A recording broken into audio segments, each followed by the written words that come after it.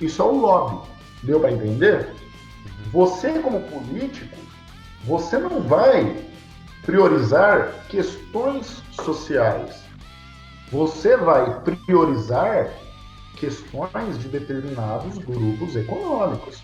Poxa, você está indo na contramão da OMS, né? A Organização Mundial da Saúde recomenda o isolamento.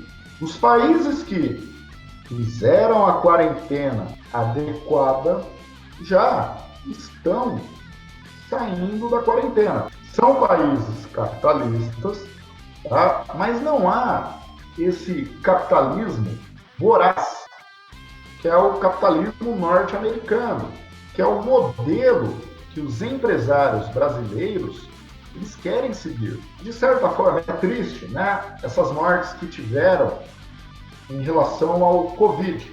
Mas isso serve de alerta, de alarme, que a sociedade ela vai ter que se reestruturar, ela vai ter que se reinventar. Qual o país que morreu mais? Estados Unidos. Por quê? Por quê? Capitalismo voraz. É o neoliberalismo. Não há uma proteção do Estado. Por isso é o país que morreu mais. Pessoal, países que tiveram, existe algo chamado o estado do bem-estar social, tá? Em que o Estado ele tem que ser um agente regulador da economia, de serviços públicos, educação, políticas habitacionais, políticas de saúde, que é o modelo adotado pela Alemanha, Áustria, Dinamarca, né? Suécia. Dentro dos Estados Unidos, nós temos aquela ideologia do neoliberalismo. Você quer um plano de saúde? Pague você. Você quer uma aposentadoria? Faça uma previdência privada. Você quer estudar? Pague você. Você não tem essa proteção do Estado, porque eles alegam que o quê? Que o Estado, né, tem custo com isso, mas cabe ao Estado, como agente regulador de projetos sociais. Como nos Estados Unidos, né, na ótica neoliberalista, você não tem um SUS. O Obama quis fazer, né, foi o Obamacare, plano de saúde para as classes mais baixas. O Trump, ele entrou, ele tirou. Foi onde? É onde está mais morrendo gente, principalmente imigrantes e principalmente também população afrodescendente, que são os mais pobres. Então, infelizmente, nós temos esse capitalismo voraz e o Bolsonaro falando, não, tem que sair na rua. Foi igual, o ministro da Saúde caiu. Por que ele caiu? Porque ele contrariou o Bolsonaro. Simples, o Bolsonaro quer, questão econômica, questão econômica. Se morrer pouco, não importa. Galera, vocês estão acompanhando em Manaus, capital do Amazonas, o que está morrendo de gente ali, em São Paulo também, você acompanha, né? Não tem como nem fazer velório, tem que enterrar todo mundo, é vala comum. Parece, velho, aquelas políticas de guerra, você não tem direito nem de enterrar o seu ente querido. Mas o que você está falando? Isso aí é consequência do neoliberalismo. Isso é reflexo do capitalismo. Um exemplo, a China, que tem um sistema dúbio na política, ela é socialista, ela tem uma forte intervenção estatal. Na economia, ela é capitalista. Tanto é que é um país que tem um maior crescimento econômico. Devido a esse forte aparato estatal, que é um resquício do socialismo, é onde você tem o quê? Queda do número de Covid e é o país que está registrando, lógico, o surto aconteceu ali, né? Baixas em transmissão. Por quê? Você tem uma forte política estatal. Aí a nossa classe empresarial, todo mundo vai quebrar. Galera, daqui a pouco nem os convênios médicos privados, se continuar essa transmissão, mas eu pago o plano de saúde. Eu tenho um convênio de São Francisco, Unimed e tal. Dependendo do grau de transmissão, eles vão colapsar também. Nós vamos ter o óbito aí, tá legal?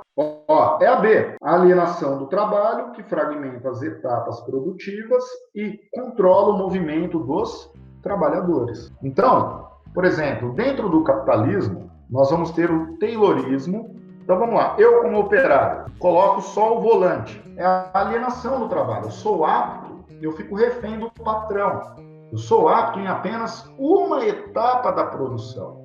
Isso aí é um modelo norte-americano, tá? É o Taylorismo. O Fordismo, galera, o que é? Produtos para massa. A difusão de ideais e valores para a sociedade, que é a nossa sociedade capitalista de consumo. Pessoal, o que é o consumo antes de mais nada? Tá? Falando até em questão de sociologia, o consumo ele é uma ilusão. A mídia ela nos transmite uma falsa sensação de felicidade, no qual você passa a ser feliz quanto maior o seu poder aquisitivo e quanto mais você consome. Isso, na realidade, é uma fuga de uma sociedade vazia em que os valores introjetados em nós partem de uma burguesia que lucra sobre esse nosso vazio. Tá? Infelizmente, isso ocorre. Essa burguesia ela atribui valores econômicos a um determinado produto e que muitas vezes está pagando o logo dele apenas. É igual quando eu vejo, né, que vai sair um novo smartphone, a galera fazendo aquelas puta fila na madrugada no frio abaixo de zero. Isso aí, para mim, é um retardamento mental. O Che Guevara foi depois dessa conferência de Bandung, mas ele trabalhava com esse pressuposto do não alinhado. Ele fala, ó, muitos países pobres ou sofrem o imperialismo dos Estados Unidos, que são os países capitalistas pobres, e o imperialismo soviético, né? Discursou sobre isso. Até o Fidel ficou louco com ele, falou, nossa, ele tá fudendo a gente. Essa crítica é aquela, a burguesia, ela se apropria da sua mão de obra barata e aquilo que você ajudou a construir, você não tem acesso. Vou dar um exemplo. Você pega um peão dessas construtoras. O cara, ele fica ali, ele vai lá, tipo assim, igual uma Fiuza. Só tem aqueles apartamentos de luxo. O suor dele, como mão de obra barata, foi o que ajudou a levantar esse prédio. Ele vai ter acesso a um tipo de moradia dessa? Nunca. Ele mora onde? Ele mora na periferia, na favela. Pegam 2 ônibus para ir e 2 para voltar. Uma das maiores críticas também junto à Ford, você tinha operários que trabalhavam, né, na Ford por décadas, na montagem ali, né, dos automóveis, e nunca na vida ele teria como ter um carro daquele, tá? É uma crítica que a burguesia, ela se apropria da nossa mão de obra, ela determina o quanto quer nos pagar, legitimado pelo Estado, e dessa maneira a desigualdade social ela tende a aumentar. O trabalhador fica mais pobre à medida que produz mais riqueza, é o que eu acabei de falar. O trabalhador torna-se uma mercadoria ainda mais barata à medida que cria mais bens. Esse fato simplesmente subentende que o objeto produzido pelo trabalho, o seu produto, agora se lhe opõe como um ser estranho, como uma força independente do produtor. O que ele quer dizer? Eu fui lá, levantei, pintei o apartamento, aqueles, né, apartamentos, um por andar, luxuosíssimos, ou resorts e tal, e eu nunca, depois de pronto, aquilo me é estranho. É antagônico à minha classe, eu não pertenço àquele ambiente. Com base nos textos, a relação entre trabalho e o modo de produção capitalista é a E, derivada do aumento da riqueza e da ampliação da exploração do trabalhador. Privatização. Essa é uma face do capitalismo. Puxa uma setinha também e escrevam neoliberalismo, o Estado mínimo, que nós vemos agora que com essa pandemia, o país que entrou mais em colapso foi os Estados Unidos. com o Covid. Se nós não tivermos uma atuação do Estado, quando nós temos uma grave crise, ele entra em colapso. Que não está sendo divulgado, mas o governo federal atualmente, aqui, o nosso mesmo, ele está fornecendo políticas de injeção de capitais nos bancos. Tudo bem, tá tendo essa ajuda aí dos R$600, né? Só que você vê aí, ó, nós damos até 60 dias para vocês começarem a pagar a sua fatura do cartão de crédito. Parcelamos até em 24 vezes a sua fatura atual do cartão de crédito. Pessoal, isso não é um gesto altruísta do banco. Pelo contrário, ele vai meter uns juros ali, entendeu? E você vai pagar quase o triplo depois. Quem vai lucrar depois dessa crise são os setores do mercado financeiro que estão injetando dinheiro na população pobre agora, mas que vai cobrar depois. Vai ser efetiva a expansão dos financiamentos a juros baixos feitos para a aquisição de bens imobiliários que se mantinham desde 2000. Você não pagou, o setor imobiliário entrou em crise, tá? As casas foram novamente tomadas pelo banco nesse período, grande parte da população de baixa renda foi posta na rua e os títulos imobiliários passaram a não valer quase nada. Hoje é o capitalismo, nós vivemos no capitalismo financeiro. Quem domina os setores é negociado em mercados de ações. Pode ser também capitalismo tecnológico, onde a economia hoje, ela é o quê? Virtual. Vamos lá, Unicamp, ó, só questões boas aí, questões atuais. Como regime social, o fascismo social pode coexistir com a democracia político-liberal. Em vez de sacrificar a democracia, exigências do capitalismo global. Trivializa a democracia até o ponto de não ser necessário sacrificá-la para promover o capitalismo. O que ele está falando aqui? Na época da ascensão do Mussolini e do nazismo, eles conseguiram essa ascensão meteórica naquele contexto, porque eles se mostraram como salvadores da crise econômica que assolava a Itália e a Alemanha depois da Primeira Guerra. Só que a custo do quê? Ditadura. Sacrificaram a democracia. Trata-se, pois, de um fascismo pluralista, por isso, de uma forma de fascismo que nunca existiu. Podemos estar entrando num período em que as sociedades são politicamente democráticas e socialmente fascistas. Por exemplo, é o que muitos políticos hoje pregam contra a globalização. O Trump mesmo e o Bolsonaro é um deles. A globalização, ele está exaurindo a classe trabalhadora. O Trump mesmo, ele criou uma política de sobretaxar indústrias americanas que saíssem dos Estados Unidos em busca de mão de obra mais barata, isenção fiscal, que isso é a desconcentração industrial. Eu tiro uma indústria daqui, é igual aconteceu com a Ford no Brasil. Não é que ela quebrou, ela foi atrás de vantagens econômicas. Lançou uma política, tudo bem, você vai tirar sua indústria daqui, só que os seus produtos para entrar aqui de volta nos Estados Unidos vão ser sobretaxados a mais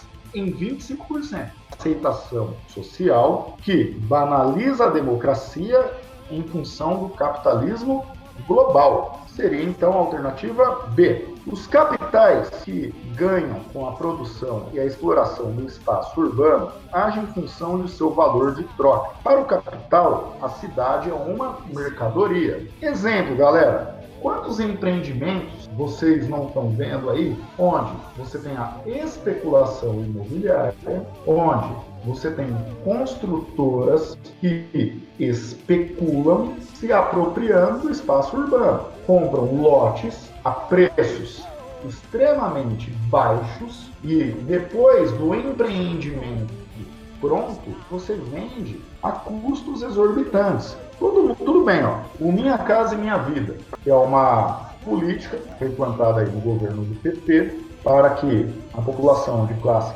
baixa tenha o seu próprio imóvel. Tem dois lados, galera. Ela cria políticas de subsídio, onde o cidadão ele pode sacar o seu fundo de garantia, né? Ela estipula, hoje, o imóvel do Minha Casa Minha Vida, ele não pode ultrapassar 140 mil reais. É um programa financiado pelo governo. As construtoras, né, que compram loteamento para fazer habitações do Minha Casa Minha Vida. Só que o material utilizado na construção é de terceira categoria. Tá? Eu já vi relatos, a casa depois de pronta, ela começa a dar infiltração, problemas elétricos, problemas de encanamento. Houve uma especulação da construtora.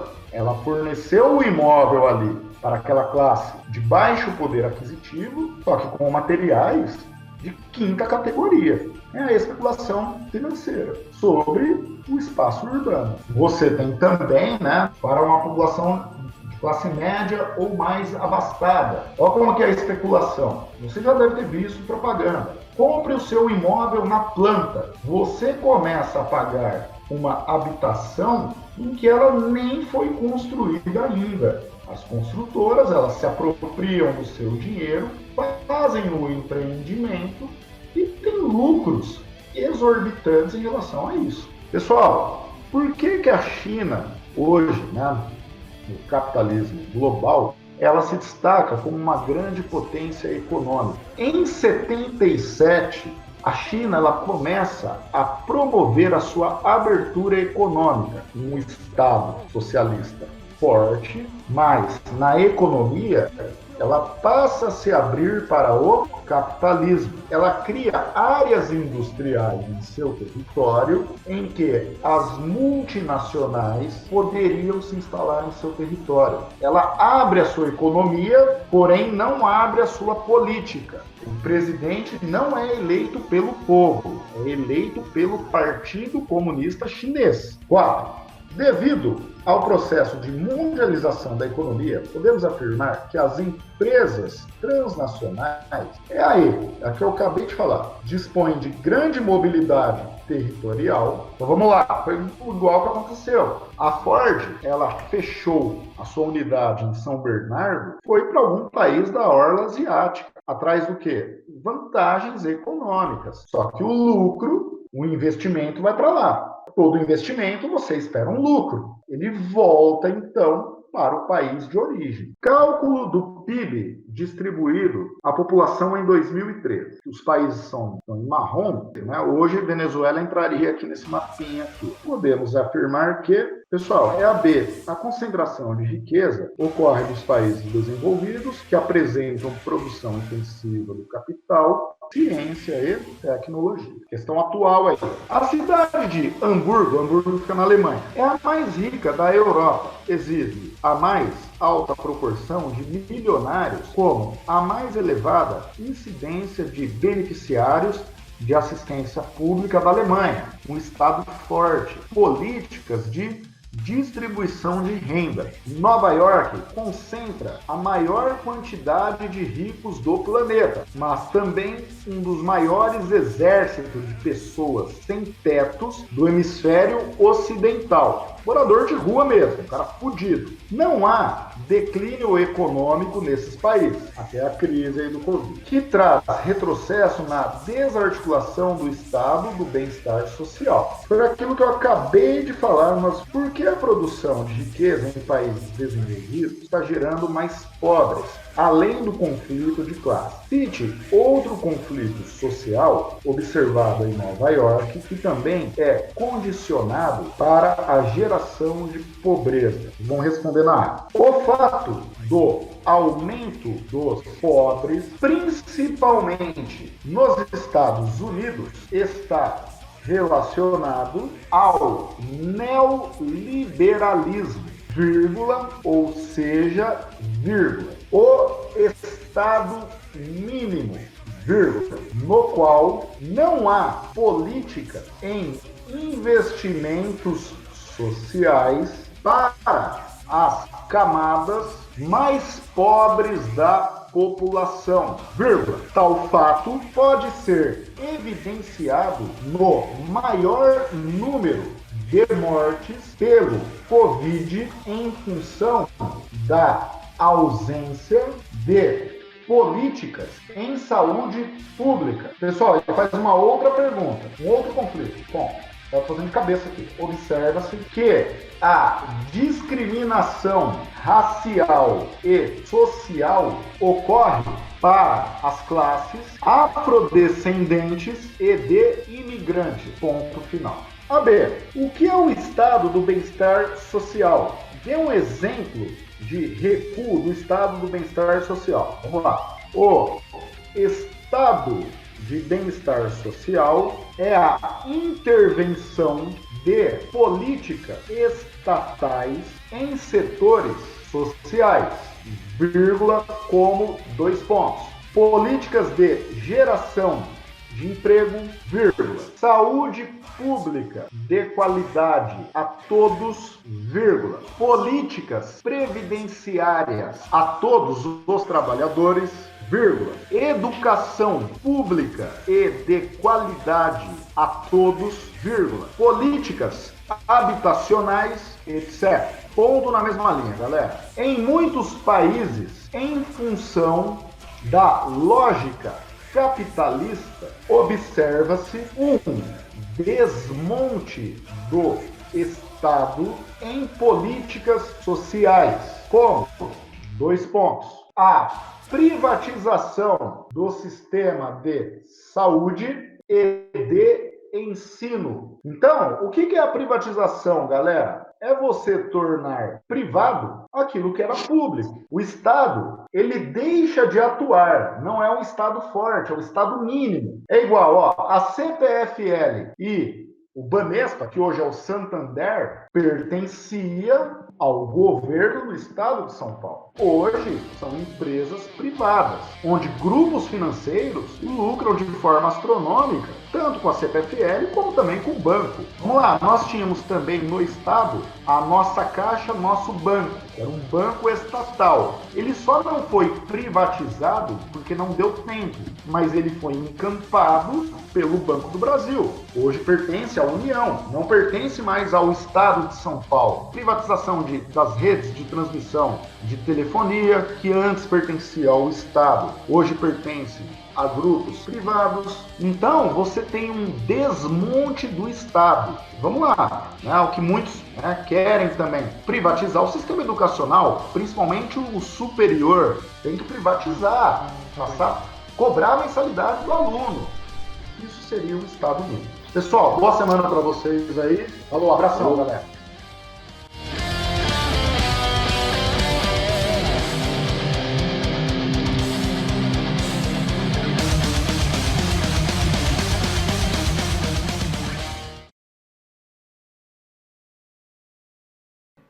Você vai pegar o seu iPhone e dar para o chinesinho explorado? Você vai... Não, eu vou aqui dar a minha casa para os pedreiros que a construíram. Faça isso na sua vida. Comece a viver a ideologia de Marx na sua vida. Pegue tudo que é do proletariado e dê ao proletariado. Se tu fremes diante do mercado, clamando por regulação do Estado, para trás, inditoso esquerdista! Não serás nunca um conservador capitalista!